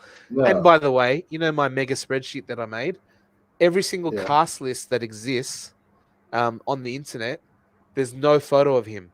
He's not in any of the photos. So, really? Yeah. I don't know what's going on there, but maybe he was a late addition or something. He didn't even have a shirtless pic like John-T. Mate, what a stitch up. Carleen said, we made the damper as a special birthday cake for Pemba's birthday, not to kill Christine. Oh, gosh. Happy birthday to Pemba out there. Nice birthday damper cake. I hope she blew it out. Yeah. Yeah, so then we come to the challenge. We've got 6 people in. Yasmin's picks her crew. We go in, and this one's an interesting one as well because it actually starts out in 2 phases. The first one in pairs. They have to pair up. They're in a cage, and they have to move this cage around like along a grid and dig through sand. They can't leave the cage. They have to dig within the cage and find 2 keys, which will then let them out of the cage. So we see Yeah. the pairs. They get their keys, they get out, and then the next part goes individual, where they roll a ball down a ramp and have to flick it, Yeah. toss kind of up into a basket. Interesting challenge. What do you think of this? Oh, I found it really enjoyable, especially when it's an aspect of only one person can win, but you're forcing people to work in pairs. Pairs, I yeah. thought it would have been so funny if Adrian and Carla were to work in pairs. I reckon that would have been just crack up for that to work together in the first stage, but no, that didn't happen unfortunately. But yeah, I loved the whole you have to work together, even though only one person can win. I really loved that sort of element of the challenge. Yeah, What it's was your interesting. thoughts? The challenges they've had, there's definitely they've picked from Survivor. There's things that they're Yeah, picking from Survivor. The digging in sand for keys is a very common, or puzzle pieces or whatever it is. They're always doing things like that. But they're mixing it up. It's similar but different enough that it feels fresh and new. Adding yeah, pairs and then an individual component. It was cool. I liked it, and it really seemed like that. You know how you look at things like that and you go, oh, that's just a carnival game. You can probably do that pretty easily. But then we see yeah, the first attempt from Carla and it goes flying yeah, backwards over them. Um, yeah. and then, yeah, so wait, am I getting, look, I think I might be getting another name wrong. Luke doesn't Huh? go here. Voltinator saying, which one's Luke? Because the guy with the blonde bangs. Wait, is it Nah, Luke? yeah, yeah, it was Luke. Yeah, he was the guy who got Yeah, meant to he be knocked himself evacuated. the hell out. Yeah, he got KO'd by a branch. Yeah. Um, Yeah, we'll talk about it in a second. yeah, So, yeah, so yeah, so they're flicking the ball up, they're doing all that, and Nate wins. Balls are rimming out. A lot of them they catch up. yeah, The cage thing is done. It's all equalized, and they're just going for the thing. Nate ultimately wins, and he celebrates it hard. He loves it. He's getting fully into it, screaming. He's talking about how his kids will see it, and he's really proud. And I love that. I was like, I like seeing people invested in the thing. You know what I mean? yeah. Oh, here we go. Yes, it's Yeah. Luke. They're messing with you. Thank you. Appreciate it. Thank Volt you, is the Yasmin. villain. It's not Brett. It's freaking Volt. Yeah, I'm telling you. We're going to see it come out. yeah. It's I can't wait to see it come out. Oh no, Oh, something. Yasmin said, I actually want to see what happened with Adrian and Carla in the partner challenge. Carla chose someone else so quickly. Oh, That's why Adrian got stuck with Christine at the end. I'm sure he didn't like that either. That would have been fascinating too. They would have fought the whole way. They wouldn't have got out of the cage. yeah. No, thought big crack up. Yeah, so Nate takes it out with a big win, emotional win, and ends up throwing five of the others into the survival challenge. Now, I said that in the first survival challenge, he links it to an element of surviving on the island. This one was foraging, and it was about coconuts. So I thought this was actually a pretty dope challenge because it's hard. It's something that you think could be easy, but getting the water out of a coconut and not spilling much and all that sort of thing. Coconuts are heavy. You got to do the run. All that. It's a pretty good Yeah, challenge. And we see what they do is they have to collect coconuts from out in the forest, bring them back and fill a jug. Like the first to yeah, fill their jug wins by chopping the coconut and pouring the water in there. And Luke, carrying a buttload of coconuts, just walks straight into a freaking tree branch. yeah, It's almost like a joke. Luke walks into a bar, right? But yeah, but the funny thing is, yeah. and I guess the reason why I didn't see it is because he didn't even hit it from the side of the branch. He hit it Yeah, dead, smack on the end, like the yeah. pointy, broken straight into the forehead. It was And crazy. he, It was absolutely nuts. he's let the claret out. He's bleeding all over the place, and it looked pretty bad. But I think head wounds, although he did have to get stitches, so I guess it must have been bad enough because we don't see Luke again. Unfortunately, he's medically evacuated from that survival challenge. Doesn't get a chance to fight for his life, and his bracelet is actually gone with him in this instance. right? No, He didn't hand it over. no, Did he hand it it's over? still there. Yeah, Oh, yeah, who's yeah. got? So Nate still had it. So Oh, right, basically, right. Of course, that's what he said. He goes, yeah. yeah, Sorry, he already lost his bracelet, so he doesn't have one to yeah, give to someone else. Yeah, apologies. Yeah, you're right. yeah, Um, so yeah, that's the end of survival. Oh, at the end of the survival challenge, they're filling it up, and who wins it? But the bundle of joy, so happy, Brendan.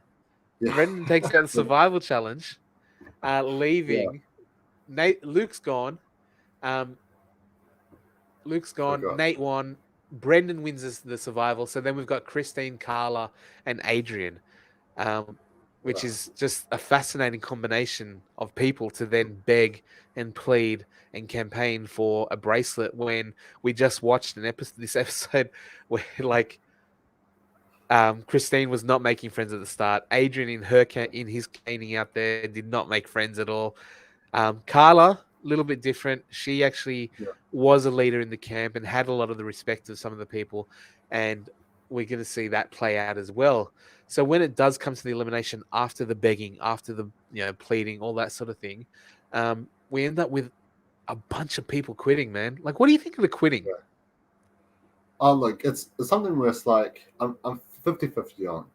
You know, it's something where it's like I don't really mind because we didn't really know them too well. Regardless, like, I think I said before we jumped on, like the people quitting, it's just like the wine bottles accidentally drop at work. It's like, oh no, I had them. Oh gosh, oh god. Okay, move on next. You know, and so yeah. So since we don't really know them, I don't really mind it. But it's also kind of like, you know, you sort of like you're going out onto a show. Like, yes, it's like extremely hard and whatnot. But it's like it's kind of similar to how with some of the Survivor players to go on Survivor without even seeing a single episode. Like, at least do some kind of research on what it could be, if you know what I mean. And yes, seeing like so many people quit, I was quite shocked by it. This is kind of like, what did you think you're sort of going out to, if that makes sense? But also at the same time, you know, I'm just vibing in my apartment, not, you know, starving and freezing out on the beach. So maybe, so maybe there's more to the story than what, you know, we're seeing. But Yeah. yeah, it's a bit shocking. A lot of people They're the quit. ones I don't necessarily feel bad, but I'm like, man, you didn't even get a word. You got no like, and then you just quit. Like Yeah, there's nothing. You know what I mean? And then to leave without having any impact, having no like. But you're right. We don't see the impact they have on individual relationships and the time they had out there and all that sort of thing. And we're missing all of that in the edit, I'm sure.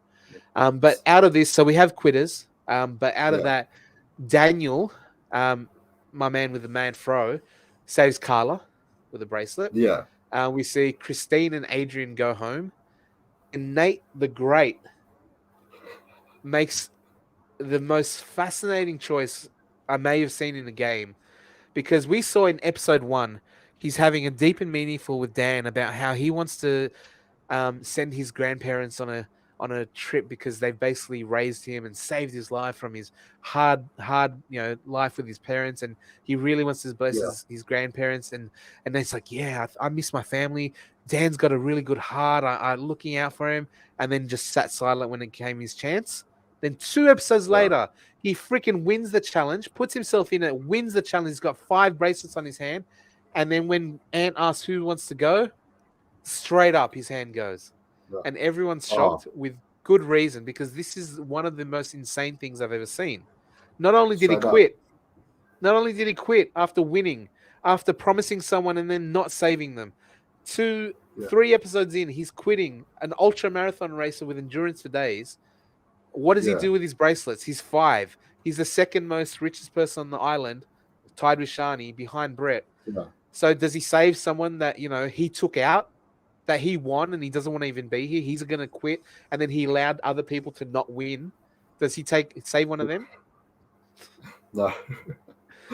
Oh gosh, Nate. Nate It's hands 5 yeah, bracelets and an yeah, amazing amount of power to Brett, who already has 6. Now gets a yeah, multicolored bracelet. He gets $100,000 bracelet and a 10 grand. So he's got $110,000 on his wrist. Basically 11 bracelets for Brett. He can start tying them in his beard. He can start doing all sorts of things with them. What do you like? yeah. Why? What? I don't. What do you think happened I don't here? know. Well, because something, I wrote it down in my notes as well.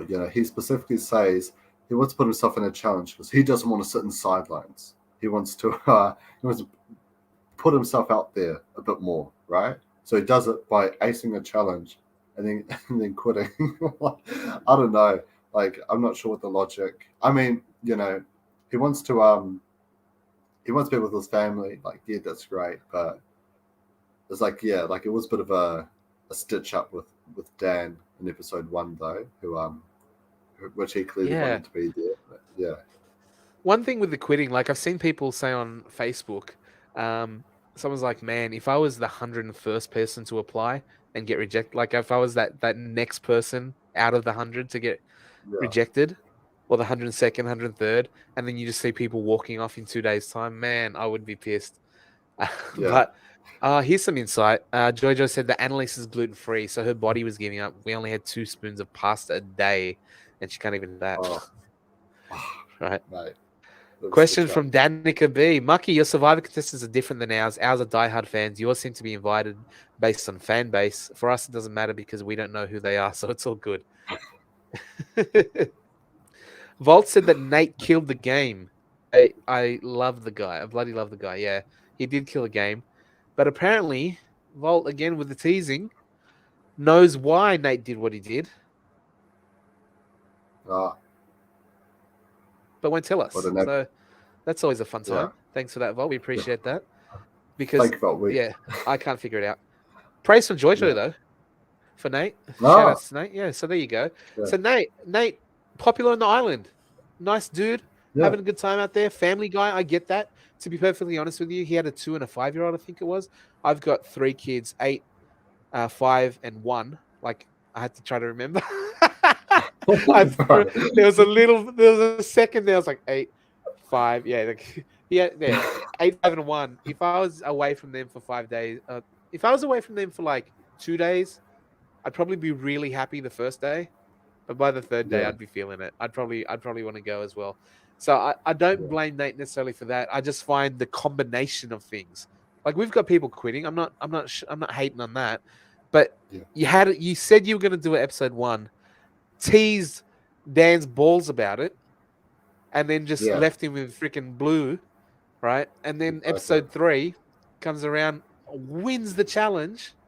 Not only does he then quit after winning, but he gifts it to Brett. So it's not just that he quit. It was the combination of all of those, which is fascinating. Before Danica V said, I think Volt and some of these other players went far in this game. They got to know people. Oh, interesting. Maybe, Yeah. yeah, So that ends the evening. We say goodbye to a few of the quitters. I mean, there was 6 of them, so there's going to be a lot to name through, and I don't necessarily want to yeah, go through them. But so we had Carla saved, we had Adrian and Christine go home, and then Nate, after winning, quit and gives his thing to Brett. And with the wheel spin lands on the man who now, because of his 11 bracelets, has an 11% chance. Brett actually has the power for next week, Mucky. yeah. And the more bracelets Wow. you get, the more chances you get of it landing on you. And the more power you have, then you can control the game and that sort of thing. So fascinating thing. And Ant actually in the preview for next week sort of breaks down that it's going to be a camp versus camp challenge instead of Yeah. individual. And one camp entirely will be wiped out forever. Forever. Whatever. That's what I they were wonder doing. if It was this. weird. Yeah, I wonder if that's maybe the Outcasts tribe. Those sort of teased about like the fifth camp. That what if like there's just like a camp filled with people without bracelets, but then they have to do a bunch of survival challenges to maybe get back in. Yeah, I'm not sure. It's fascinating though because this might be one of the ones where there's no survival challenge after. You know how I said this. The stat I saw was 10 survivals and 15 arenas. So this might Yeah, be one where the survival doesn't play in and a bunch of people go at once, a bit of a purge to get that 100 down even further, and then we can start really concentrating on the players. So fascinated. I'm really interested to see. So we've lost. You know what? I'm gonna do something a little bit different here, Mucky. I made something today because I'm a massive nerd and I was okay. bored. I'm gonna play a special something for all our people out there. And I Ooh. figured it out. I figured it out, by the way, how to actually do the audio. So let's hope this Oh, works this that's time. good. So let's look at this. Okay, and hopefully you can hear it. There you go, mate. Mate. Mate, what am I to pull on the heartstrings? Was that Oh good? my god. That was really good. That was really good. I was I I was thought getting it, ready to a good way to keep track. The salute to especially the people that got no screen time. They probably got more time in my yeah. TikTok than they did on actual TV with some of those people. Yeah. So each I of was those little things were 3.5 seconds, and I reckon some of the people got more time on my TikTok for sure. yeah. Yeah, I was So we getting ready to sing the chorus, but then the chorus never came. So it's like, oh, I missed my chance, missed my chance. Yeah. well, I mean, I could have used the rap version, and you would have jumped in on the Wiz Khalifa Oh, verse for you, sure. you know it, mate. You know it, mate. I've got the cap on backwards. 21-year-old, got my pink shirt. You know it, brother. But yeah, So that's it.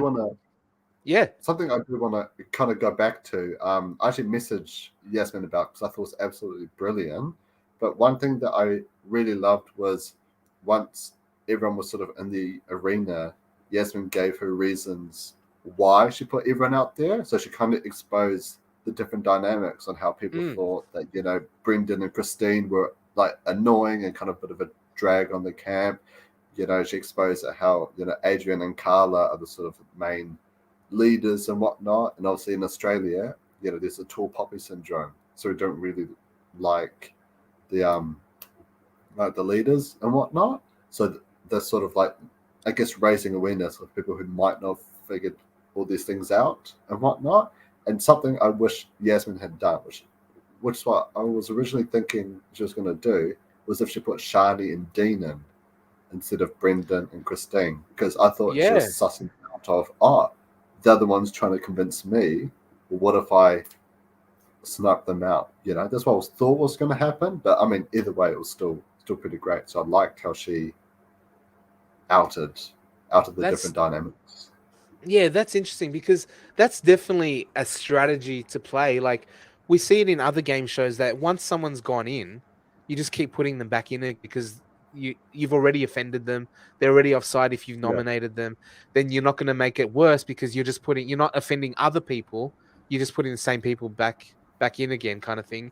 And yeah, hopefully, like especially if there's strong people, Shani has 5. I think Yasmin should have put it back in again just to see what happens with that. But then you run the risk, like we said earlier, instead of having 5, maybe she gets 11. So it's interesting. I yeah, don't know what the right thing to do here is because we haven't seen it yet. We've got these yeah. freaking people here who know exactly what's going on and how it plays out. Actually, I'm curious about that. Hey, cast, if you get if you leave the island, if you quit or get eliminated, are you as in the dark as there is with us?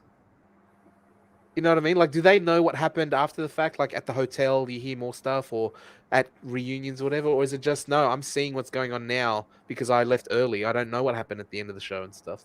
That's always interesting. Yeah. Um. Oh, look at. Let's get some more things here. Some more comments just to close out the show. Yasmin said earlier that she approved the decision to give Brett the bracelets. I wouldn't have hated them, but I approved. Okay. Nice. People liked my video, Mucky.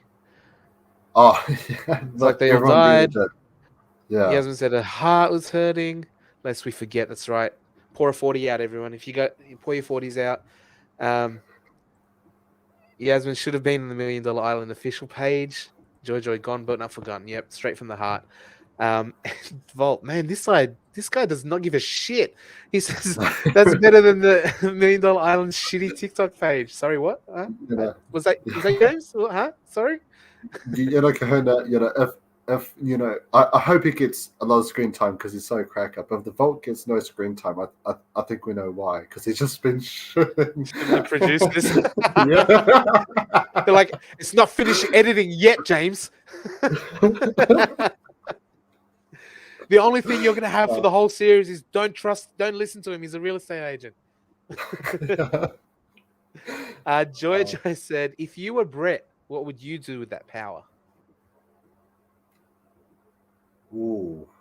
Like the power to choose which camps go head to head, or the power of all the bracelets on you? No. The choice of the wheel. So he's going to choose which camps or go into battle or whatever it is. It's interesting. You wouldn't choose your own. No, if you don't choose your own. So I think There's 4 to choose. So you basically got 2 out of 3. If your camp's automatically out, I'm not putting our camp up because if we lose, we're all gone. So there's 3 to choose, and you can put 2 up. You pick the camp with. You pick top camp because they've got the least amount of people. You pick Vine camp. Oh no, he's top camp, isn't he? You pick Vine camp because they've got the most amount of people, and you can wipe out 29 people at once, or whatever it is. You pick the smaller camp. You know, it's a fascinating choice. I don't know because I don't know what the challenge is. I don't know what the rules are that Ant's going to set. I'm not sure, Joy. I reckon choose the camp with the most people against the people with the most amount of food. Because if you wipe out everyone with the food, then you can just go steal their food. But if you wipe out everyone with the most people, boom, easy peasy lemon squeeze. There you go. I hope that one wins out, Joy. So Yasmin replied to me saying that I maybe would have put Shani in or something instead, Shani and Dino, or Dean. I keep calling him Dino. Yeah. Dean. And she said I wanted them to owe me one. Smart. Oh, and Volt said the reason why she didn't do it is because she's an angel. And Joy replied to Volt, she's married, mate. Settle down. And he said, sorry, Joy. So when I talked about putting the same people into the challenge over and over again, just repeat, it's an old challenge move. That's what they do on the challenge, so they don't sort of ruffle feathers. And if you get in once, you kind of can keep going back until you're out, kind of thing. Yeah. Holy crap, look at this. Volt said we have a WhatsApp group of 100 people, so we found out each day once people got eliminated. A WhatsApp group with all 100 of them, including like Christine and stuff. They got WhatsApp. No, that blows my mind. Yeah. Oh gosh, yeah. Imagine wait Christine a second. On TikTok. Is Mandel Island on Sportsbet? No. Oh shit! I got connections. I can talk to people, DMs. Oh. Yeah, look, crazy. Confirmed. Oh man, I want to get in that WhatsApp group. Put me, someone invite me to the WhatsApp group. Straight up. Yeah. Look at this. I don't know if this is praise or what. But Danica said, I don't know who Volt is, but I can see him and his attitude on the challenge. Major fireworks. Yeah. Oh, no. They removed it from Sportsbet. Why, Mucky? Oh. Because the ratings are too shit. Oh. Look, I think they're not like... They're shit, but they're not like... So...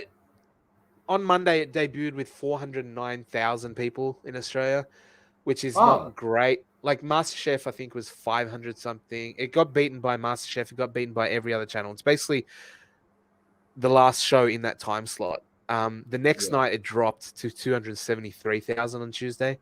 And then Wednesday night, it maintained at 273,000. So even though there was a drop the first night, there's always going to be that drop because it's the first sort of, people are curious about it. I said earlier that some people were not happy with it. People were bored or whatever. People saying it's a rip-off of Survivor or a D-grade version of Survivor. So there's going to be a drop-off there. But one thing that was encouraging is that from episode 2 to episode 3, it maintained the audience. 273,000. Not great. It's definitely, at the bottom of where it should be. But it's competing with MasterChef that's been on TV for like 15 years. It's competing with Parental Guidance in Australia, which is not like a long-term show, but it's second season. So there's shows that are carrying an audience already into it, which they're trying to, carve away. And I think if they keep this up, because the show is good, like it is a very good television program. It's edited well. The cast is great. I can't see a lot of flaws in it. So I'm hoping it picks up because, it deserves it. It's a really good show. Georgia said I'm 13-1. Wait, what does that mean? Did I mean? I forget what we're Is, is referring that to. is that for sports bet? 13-1. Ah, on sports, you were 13-1. I put $10 on Joy. I get $130 back or something. Not bad. Yasmin said, I feel like a lot of people are catching up on 7 Plus later, which doesn't count on the ratings too. Yeah. Yeah, absolutely. Okay. Ratings in and of itself are so like weird in 23 because I mean, for example, Mucky, you did not watch it live, No, being in no. New Zealand. I'm watching Yeah. it live, but I'm watching it on the website. I don't have like TV. I'm not one of those snobby people that are like, oh, we don't have a TV. So what do you put your furniture at? Man, like I don't watch aerial TV. I just go to the website. I go to 7 Plus. Everything's on 7 Plus or everything's online for me. Yeah. I'd Um, I'd love to see or like a as Danica chart. said, or attempting to watch from Florida. Yeah, I'd Yeah. love to see a chart on like, especially for like other Australian shows, like Australian Survivor, for example. Like if they looked at the ratings from how many people watch it from, like from TV versus going to 10 play, or even sometimes you get the odd YouTuber. Like I think at one point, who was it, Marcy? Like I think the account is removed now, but they had like almost 100K subscribers, I think, watching Heroes Uploading the versus show, Villains. just fully Yeah, yeah, uploading yeah, it. exactly. They're Yeah. like 100K subscribers of everyone just watching. So it's like if you looked at the ratings from other people trying to watch it, I feel like it would make up for a lot. But You know what I think it is, honestly? I think yeah, I don't know this for sure, and it's going to change obviously as it becomes more and more prevalent. But I think in Australia, we're such a small market in comparison to the world. It yeah, Our shows don't often get pirated onto YouTube and things like that. So when they do, I think the channels here aren't across it. They're not like aware that it happens. They don't chase it down. They're not constantly doing copyright claims. And I think that's why it kind of got like that. But obviously it's going to become more and more of a thing and people are aware of it and stuff. yeah. But yeah, they're like the trailer for Million Dollar Island in Australia. I first saw it not on Channel Seven's YouTube channel, but another person that ripped it and uploaded it and got more views than Channel 7, right? Oh. So, there's that sort of thing. Um, Yeah. yeah. Check this out, Mucky. Jojo said everyone turn on Channel 7 Monday 7:30 for a shocking twist. Ooh, big tease there. And Is it according that to Vault Volt, gets some screen time? no, it says that one cast member uses condoms. Dun dun dun. Oh, well, Wait, are there actually condoms in the supplies at the island? oh, that'd be so I don't know if funny. that's a joke because I mean, I you're mean, out there but for a long why? time. You're out there for a Because long time. I don't know, man. oh gosh, yeah, I recall one season of They're not American all, Survivor. there's some single people out there. I recall like one time on American Survivor. I forgot what season it was, but there was these two people that like making out like in their shelter, and it was like what, like 13 or 14 days into it. It's like you stink, like your mouths are nasty. It's like, bro, like why? Like, but yeah, it's to their own, I guess. Yeah, Yasmin was saying the number of international people have asked on Instagram if they can watch it is huge, and I have to say it's only in Australia. No, you say it's only in Australia, but there are ways and means if you know how to find it. Yeah. And the best way to do that is, just hook up with me and I'll connect you. Cool. Here we go. Next to our toilets, there were condoms. There was literally condoms. Oh, I guess, like, yeah. you know what? They have to, though, right? Yeah. Yeah. Because I guess you have to. Yeah. I yeah, mean, hey, because maybe that's what Melissa should have done. Like, hey, that's I'm how you willing win to a do bracelet. anything. Oh man, Exactly. you know how many bracelets I'll get?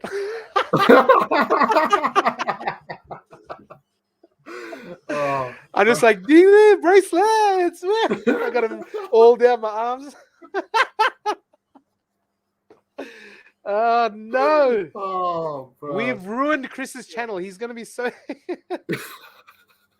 Yeah, there you go. Joy can confirm. Oh. And Danica's like, why? I guess why is because you can't control people, All right. And if they're out there and There you go. something does happen and they don't have condoms available, you know, I guess, like, I don't know. I don't know if they wouldn't do that on Survivor. I don't think. No, no way.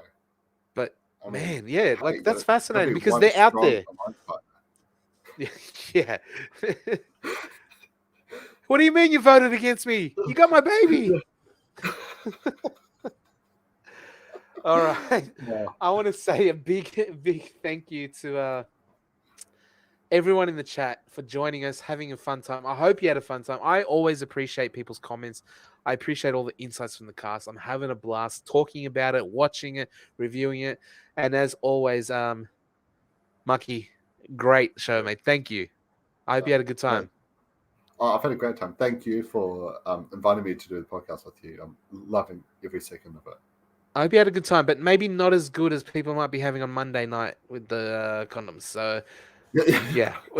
The shocking twist with the condoms. Is that Volt? Is that actually the twist? Are they going to get used on Monday? Because that's fascinating.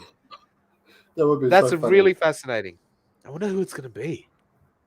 Oh, yeah, that's because now Surely that now that Christine and Melissa's gone, they're out of the equation. So, Brendan. We'll have all the answers, Brendan. We'll have all the answers for you next week, maybe. If the condoms get used, who does Brett pick? What is the actual camp challenge like? Who's going to go home? Who's going to quit? It's all going to be. Oh, look at this. That real estate's really paying off. Maybe Volt won. Maybe he gets to the end. He got $1 million. So he's like, he's $7.99. Thank you, James. We appreciate it, brother. Thank you. That's great, man. Thank you, brother. You're awesome. Yeah, as I said, thanks, fellas. Stoked you're enjoying the show.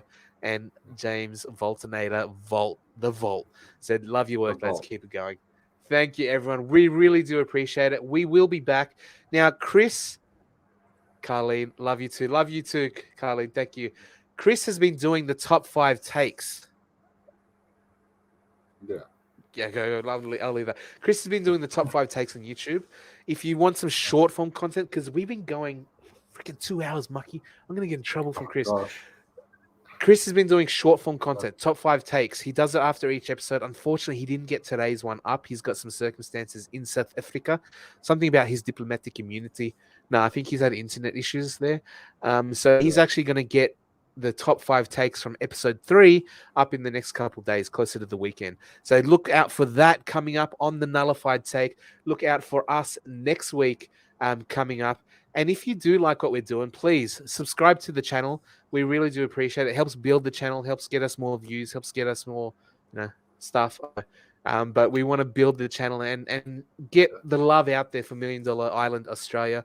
But until next week, Mucky, have a good one, mate. What was it? Muck off back to camp and get your dongs out. Yeah. Was that what Hazard said last week? I think so. That was the one. All right, everyone. Thank you so much, everyone. We appreciate you. We love you. $1 Million Island Australia. Back again next week, and we'll be doing this Thursday night live. This was a long one, Mucky. We got to fix it up next week. Tighten it up. Tighten it up, buddy. We're doing good, but I appreciate you. Good time. See you, everyone. Peace. Bye.